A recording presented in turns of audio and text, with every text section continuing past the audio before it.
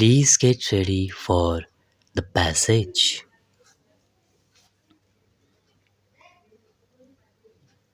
Sir, I beg to move that the bill to provide for the establishment of educational tribunals for effective and expeditious adjudication of disputes involving teachers and other employees of higher educational institutions and other stakeholders, including students, universities, institutions, and statutory regulatory authorities, and for matters connected therewith or incidental thereto, as passed by Lok Sabha, be taken into consideration. Mr. Chairman, sir, in the foreseeable future, we are going to see enormous expansion in the education sector, and the reason for that is quite simple. The reason is that we have very large young population. About 220 million children go to school, but the number of children who reach university is only 12%. This is an unacceptable situation. It is for this reason that the Lok Sabha and the Rajya Sabha passed the Right to Education Act. The intent being that more and more children, particularly the girl child, the differently abled children, actually receive quality education in our schools. There is a need to increase our gross enrollment ratio from 12% to about to 30% by 2020. That is the intent. As we implement the Right to Education Act with the support of the state governments and other stakeholders, this ratio will increase.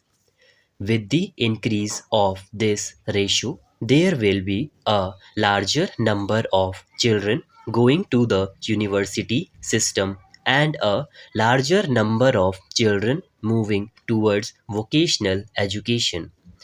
Therefore, as the regulatory structure evolves, there are going to be a lot of disputes that will emerge.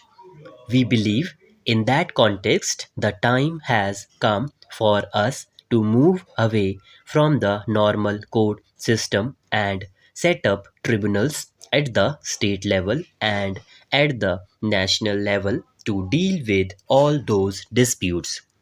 This particular bill sets out the specific jurisdiction under Clause 15 for state tribunals and the jurisdiction of the national tribunals under Clause 31.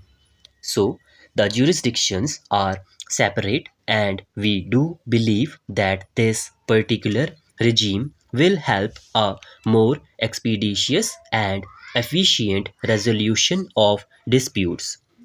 Sir, I just want to mention one other fact that this again is an experiment.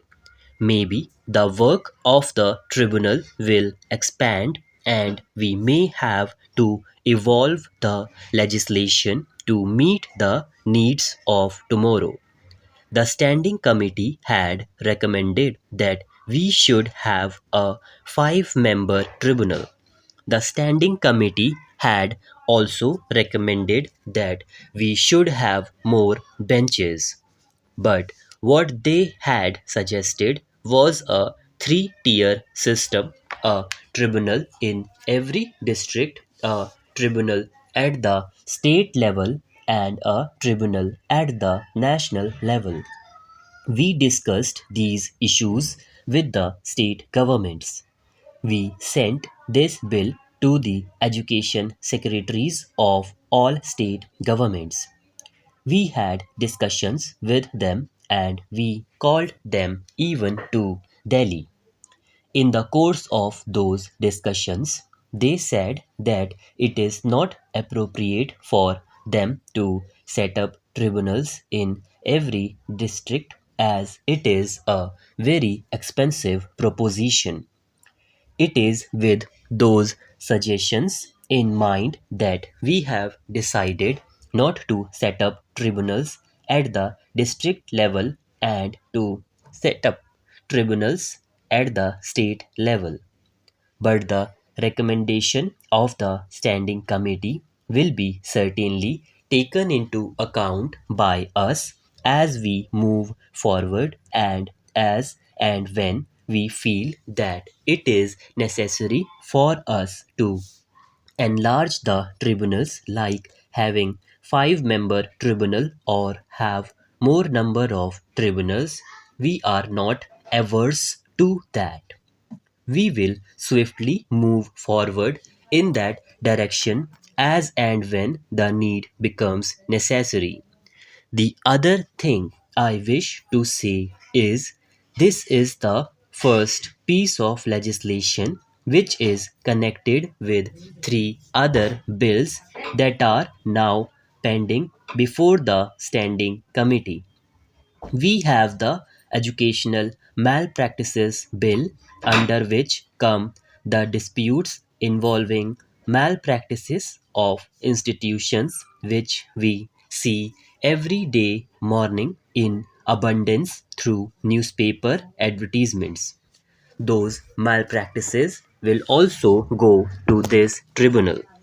In addition to that, disputes with regulatory authorities, disputes of affiliation, disputes involving students, teachers, etc., will go to these tribunals as well. Then we also have the Accreditation Authority Bill, which is interconnected with the tribunals because when the accreditation process is on, there will be disputes between the institutions who seek accreditation and the accreditation authorities which grant accreditation. Those disputes will also go to the tribunals. Then we also have the Foreign Education Providers Bill. In terms of that bill, foreign education providers must conform to the national laws of our country, and in the event they do not conform to any of the national laws of our country, the disputes will arise, and therefore those disputes will also go to these tribunals. In a sense, therefore, this bill deals with all the other connecting legislations which are before the standing committee. I hope as and when the recommendations of the standing committee come, we will be able to deal with them. But this is the first piece of legislation that I am moving forward. Then there are certain other recommendations of the standing committee.